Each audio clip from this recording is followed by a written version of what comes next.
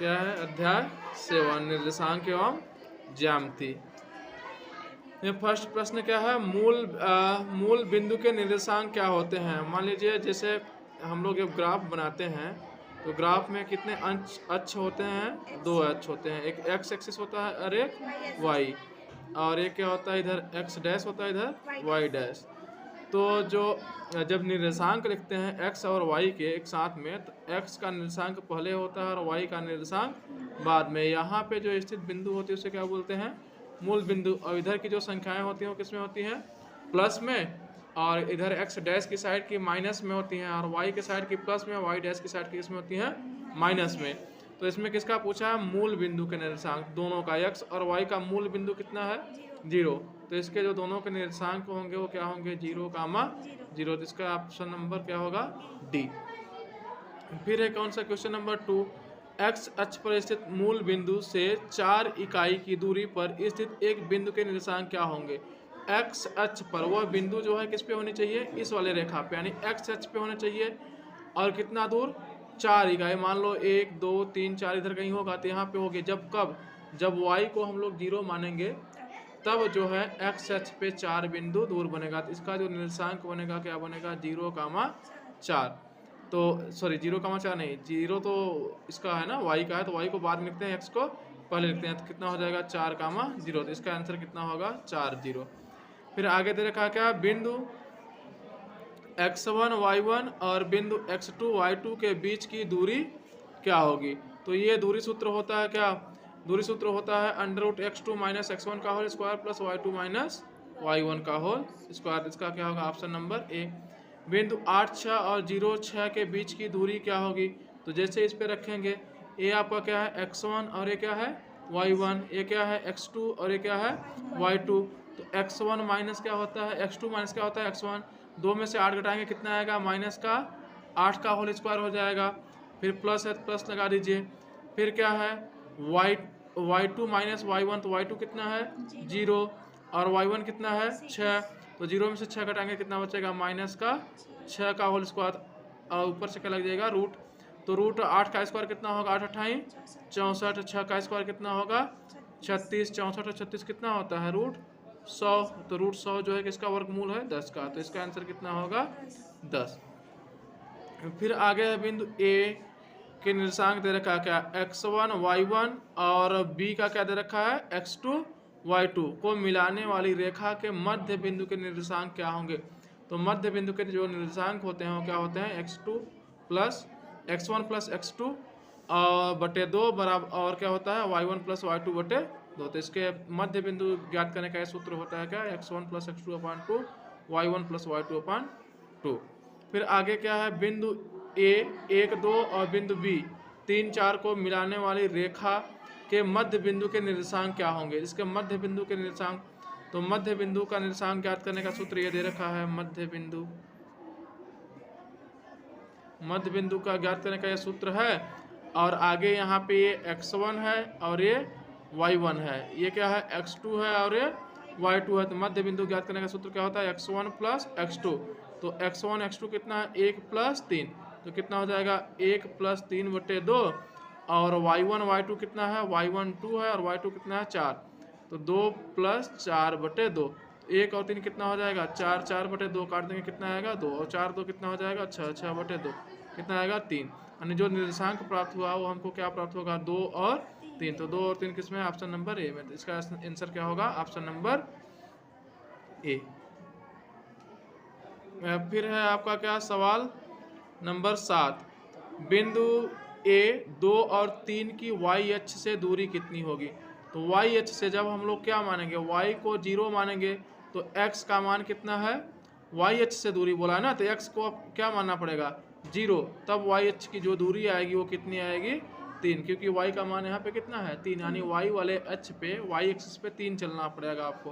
तो इसका आंसर कितना होगा? 3। बिंदु 0, 6 और 0, 2 के बीच की दूरी ज्ञात करनी है। तो इसमें दूरी सूत्र लगेगा। दूरी सूत्र क्या होता है? x2 माइनस x1 का whole square plus y2 minus y1 का होल स्क्वायर। तो x2 कितना है? 0, और x1 कितना है? 0। तो 0 में से 0 घटाएंगे, क्या हो जाएगा? 0 ही हो जाएगा। और क्या होता है? प्लस y2 माइनस y1 का होल स्क्वायर। तो y2 कितना है 2 और 6, 2 में से 6 घटाएंगे क्या आ जाएगा माइनस का 4 का होल स्क्वायर कितना हो जाएगा 4 चौक 16, तो 16 को रूट से बाहर निकालेंगे कितना आएगा 4, तो इसका आंसर क्या होगा 4। अब क्या है प्रश्न क्रमांक 9, बिंदु -4 और -7 किस चतुर्थांश में स्थित होंगे। देखिए कौन से चतुर्थांश में होंगे। इधर का जो चतुर्थांश होता है पहला वो किस में होता है प्लस प्लस में, ये y प्लस होता है, इधर क्या होता है x माइनस, तो इसमें जो है x माइनस हो जाएगा y प्लस, यानी द्वितीय चतुर्थांश माइनस और प्लस में होता है। तृतीय किस में होगा माइनस माइनस में, चतुर्थ जो होगा वो किस में होगा प्लस और माइनस में। तो इसमें क्या रखा है माइनस और माइनस, तो माइनस माइनस कौन से चतुर्थांश में है तृतीय में है ना, ये फर्स्ट होता है, ये सेकेंड और ये थर्ड और ये फोर्थ, तो तृतीय चतुर्थांश, इसका आंसर क्या होगा तृतीय चतुर्थांश। अगला है प्रश्न क्रमांक 10, बिंदु 0 7 और -7 और 0 के बीच की दूरी। तो दूरी के लिए क्या करेंगे दूरी सूत्र लगाएंगे। दूरी सूत्र क्या होता है √x2 - x1 का whole square plus y2 - y1 का होल स्क्वायर। तो देखिए x2 - x1 का जब हम लोग होल स्क्वायर करेंगे तो x2 कितना है -7, x1 कितना है 0, तो -7 में से 0 घटाएंगे कितना आएगा -7 ही आएगा, -7 का whole square plus y2 - y1, y2 कितना है 0, y1 कितना है 7, तो 0 में से 7 घटाएंगे कितना आएगा, ये भी कितना हो जाएगा -7 का होल स्क्वायर, 7 7 कितना होता है 49, और माइनस माइनस क्या हो जाएगा प्लस, ये भी 7 7 49, √49 और 49 कितना हो जाएगा रूट का 98, √98 को जब हम लोग बाहर निकालेंगे तो क्या आएगा 7√2, 98 को ऐसे लिख सकते हैं 2 गुणे 7 गुणे 7, तो 7 7 का एक जुड़ा बनेगा, 7 बाहर आ जाएगा और रूट में क्या रह जाएगा 2, तो इसका आंसर क्या होगा 7√2। ऐसे ही ये दिया है कौन सा क्वेश्चन नंबर 11। क्वेश्चन नंबर 11 में क्या दे रखा है बिंदु P 2,3 की x अक्ष से दूरी पूछा है। तो इसमें हमको क्या करना पड़ेगा x अक्ष से दूरी यानी y को 0 मान लेंगे, तो x पे कितना चल रहा है 2 चला जाएगा, तो इसकी दूरी कितनी हो जाएगी x अक्ष से की दूरी 2। फिर इसमें पूछा y अक्ष से पर प्रत्येक बिंदु x का निर्देशांक क्या होगा, y अक्ष पर प्रत्येक बिंदु जो x का निर्देशांक को क्या होगा 0 होगा। क्यों 0 होगा, क्योंकि जब हम लोग x को 0 मानेंगे तभी भी y वाले अक्ष पे किसी बिंदु को क्या कर सकते हैं दर्शा सकते हैं। फिर क्या है आगे प्रश्न क्रमांक 2। प्रश्न क्रमांक 2 में क्या है रिक्त स्थानों की पूर्ति कीजिए। तो रिक्त स्थानों की पूर्ति में क्या है, पहला है कि एक वृत्त के व्यास के सिरों के निर्देशांक -3 4 और 3, -4 हो तब उसके केंद्र के निर्देशांक क्या होंगे, यानी इसका आपको मध्य बिंदु ज्ञात करना है, ठीक है ना। तो मध्य बिंदु ज्ञात करने का सूत्र क्या होता है x2 + x1/2, या इसको आप ऐसे भी लिख सकते हैं x1 + x2, और कामा क्या होता है y2 + y1/2, y1 + y2 भी लिख सकते हो इसको, ठीक है। तो यहाँ पे देखिए इसमें निर्देशांक क्या क्या था माइनस का 3, 4 था, और क्या था 3 और -4, 3 और -4 था। तो x1 x2 और x1 कितना है, x2 3 है और x1 कितना है 3 -3, तो 3 में से 3 घटा देंगे बटे 2 कर देंगे, और y का क्या है y2 y1, तो -4 + 4 बटे 2, ये भी 0 हो जाएगा 0 बटे 2, ये भी कितना हो जाएगा 0 बटे 2, 0 बटे 2 का मतलब क्या होता है 0, 0। तो इसके जो मध्य बिंदु के निर्देशांक आएंगे तो क्या आएंगे 0, 0।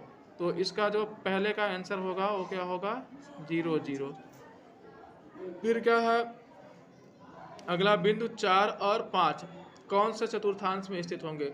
तो 4 और 5 दोनों प्लस में है ना, प्लस प्लस कौन से चतुर्थांश में बनता है फर्स्ट में, तो इसका क्या होगा प्रथम चतुर्थांश, फर्स्ट चतुर्थांश में। अब क्या है प्रश्न क्रमांक 3 में क्या दिया है, यदि एक बिंदु y निर्देशांक इनका 0 है तब वह बिंदु अक्ष पर स्थित होगा। जब y 0 होगा तो ऑलरेडी कौन से अक्ष पे स्थित होगा x पे। अब बिंदु -5 और -4 कौन से चतुर्थांश में होगा, माइनस माइनस कौन से में आता है थर्ड चतुर्थांश में, तो इसका क्या होगा तृतीय चतुर्थांश। फिर आगे है आपका क्या प्रश्न क्रमांक 3 सही जोड़ी मिलाइए।